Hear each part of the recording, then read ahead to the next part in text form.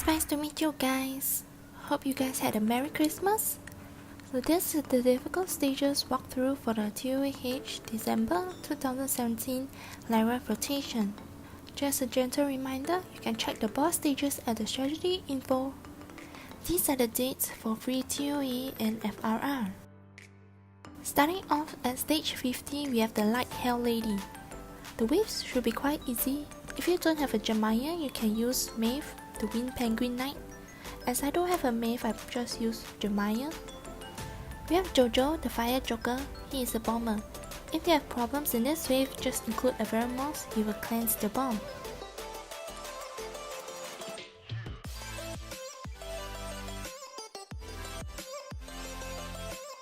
In the second wave, just keep floating them or bring them down however you like.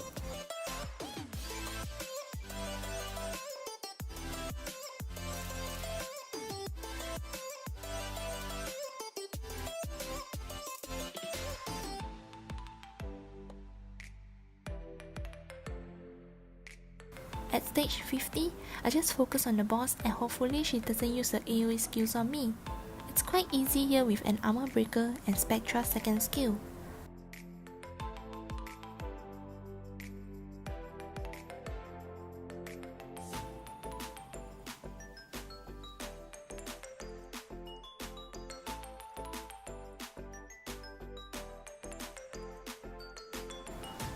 At stage 60 we have Artamiel.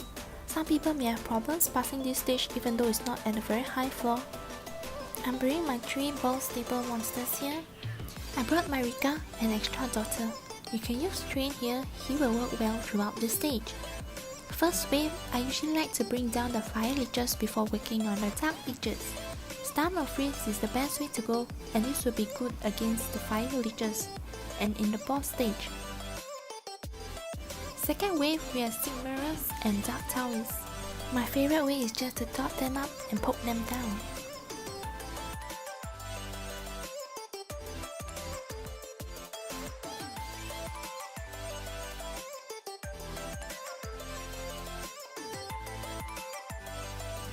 At the boss stage, I realized I forgot to bring a heal blocker or a skill reset or provoker.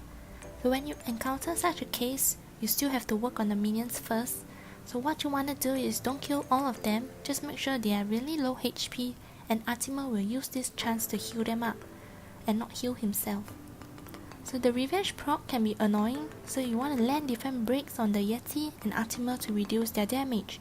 You can also use Basalt to buff your defense, which then you will receive lesser damage. So Basalt will be good in the boss wave and he also can pass through the first 2 waves.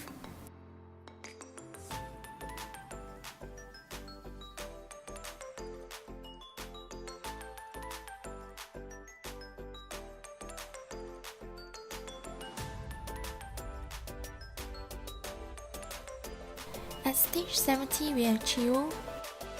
I brought Zaiross to reset Freya, but in the end she resisted. You can go ahead to kill the Dark Silk first while you wait for your Zaiross third skill to come again. So if you don't have any monsters that reset skill or Oblivion, you can work on the Dark Silk first before you work on 1 Fire Sylphid at a time. If you are doing it this way, try not to bring Maeve as you will get targeted by 3 fire monsters throughout. In the second wave, we have 9-tailed foxes. My 3 fire monsters will dot them out lots.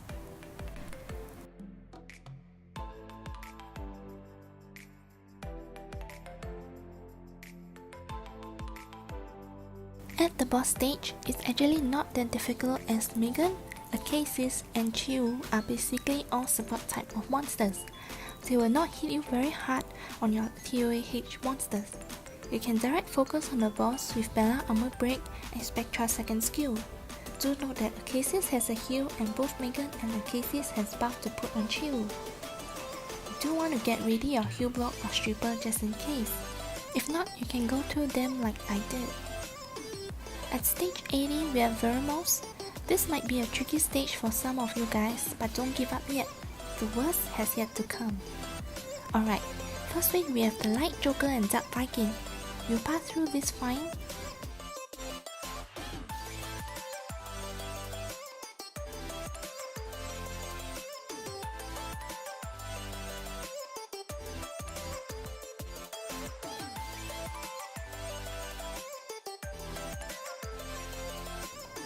In the second wave we have, oh my gosh, Renas.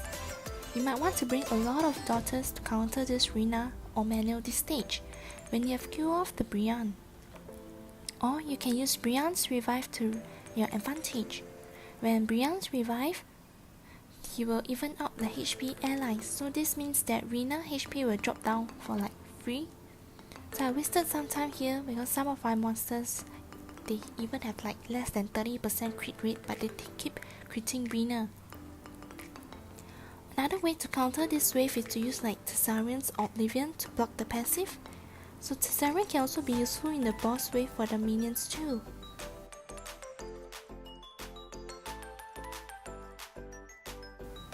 At the boss wave, we have Perna, Veromos, and Hodam. So it's quite easy if you have Tessarian without using Tessarian. So right off, you want to start working on the minions first. Because of Hodam passive, you'll want to bring them to low HP to kill them off. You also want to try kill Perna first, as Perna has a passive that heals the allies every turn and they can be revived. At the same time, you also want to look after Veromos' attack bar as he plants 1 debuff every time he moves and heals. I know this sounds like a lot is going on at the same time. I wouldn't suggest working or aiming just for Veromos, so even if you can armor break him and do big hits, because he will soon be back to full HP when you're eventually done with the minions. So you can bring Zaiross too for the reset on the Perna, just load everyone up and work on them. So bringing their HP to low, remember that when you're left with 2 Pernas, they can heal each other. So don't think about that they will die from the dot, make sure that they really die. Then you can have a peace of mind when you're just left with Veromos. Armor break him and Spectra, it will soon be over. Just be careful if you're like me, bring Bella. Veromos will target only Bella and it might really hurt. The triple dark monsters, Basalt, Train, Mantura are also suitable monsters to be used throughout this stage. Floor 87, Double Akroma and Zaiross. I did use a lot of energy in this stage because even I failed on the first wave. The Dark Rasasha, it hits hard on my Bella and it keeps dying. Sometimes even the Wind Sylph hits on my Bella when there's a water monster there. If you didn't bring an AoE daughter like me, it's best to work on the Dark Rasasha first. I did try not bringing Bella and bring Beretta instead, but they all died too fast, either in the first or second wave. So I had to go with a HP leader skill.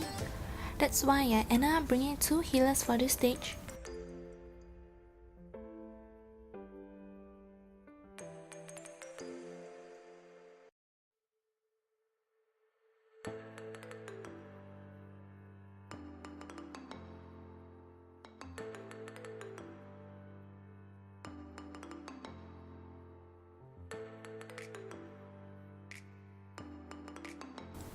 In the second wave, don't underestimate this Griffin. But if you have Veromos, then he can help with the clans in the first and second wave. That's why I brought him instead of my usual favorite dark monster, Jotan.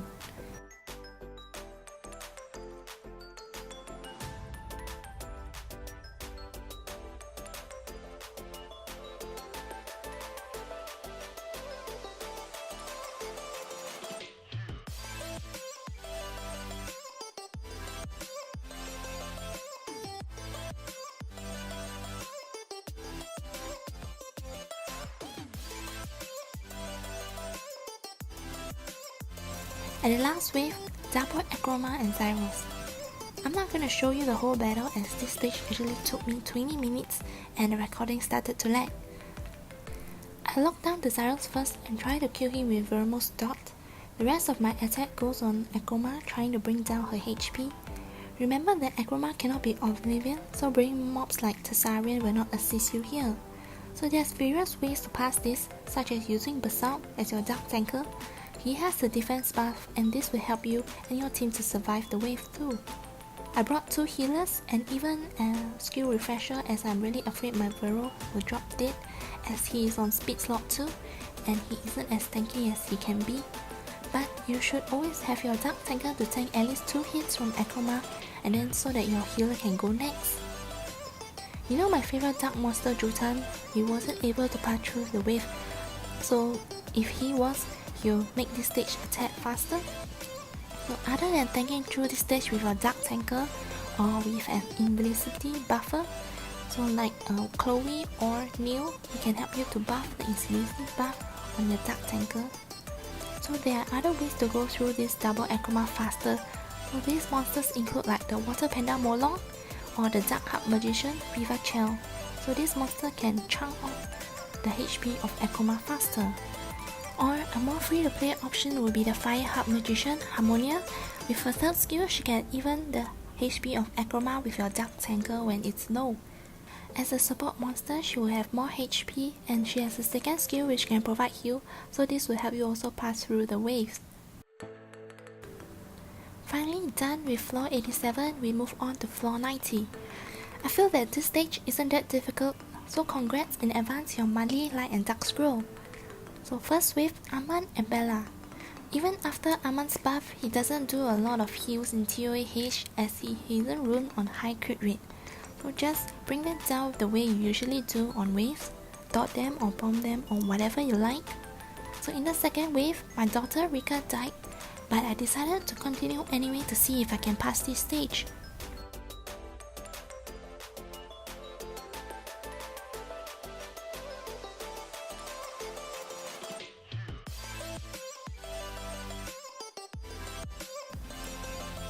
At the boss wave, we can just aim for Jamire straight and crowd control the rest.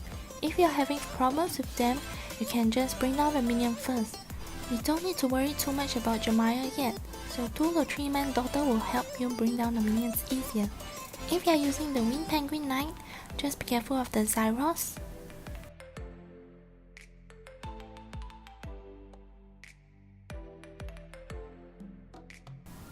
So the last difficult stage is 93, Leo and the Ragdolls. You might find this footage similar as I've using the same one. In the first wave, we really want your stun or freeze to land on them. Rogue has a chance to proc his first skill, biting you multiple times. The Water Inugami has the skill to bring another monster with him, so if the rest aren't stun up, the next thing you know that one monster has already disappeared from the team.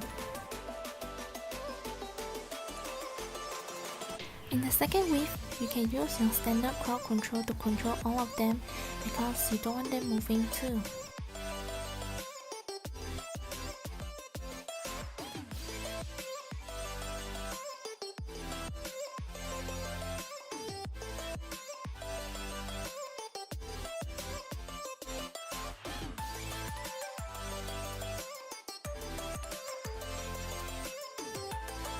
Coming to the boss wave, Leo will go first. He will hit your water monsters. If you don't have any water monsters, then he will randomly hit one of your monsters, and this might just mess up your team synergy, so you want to think about this before you enter the stage. My way on this is to just land a lot and lots of dots on them and stun or freeze them. As I haven't built up my train, I won't be able to use him, but if you have a train, he's very useful here, as he will land dots on the monster without touching them. As you know, Ragdoll has a passive with buff all their attack bars every time you crit on them, so it's best to land the buffs on them without touching them. So monsters like Train or Spectra's AoE slow is very good. User can use a bomb team. Another way to go about this stage is some people use Neil, the Light Fairy, as the Ragdoll has a second skill Torrent which ignore defense, so if you are using Neil, they will all target on Neil, and Neil can buff an invisible shield on herself, so this will protect the rest of your team from Ragdoll. Thank you for watching, and I hope you had a Merry Christmas. If you are not in the religion or celebrating Christmas, then I wish you guys a happy holidays. Soon it will be New Year, so I wish you guys a happy New Year in advance. Hope you guys are able to pass ToaH hard and have a good summoning session.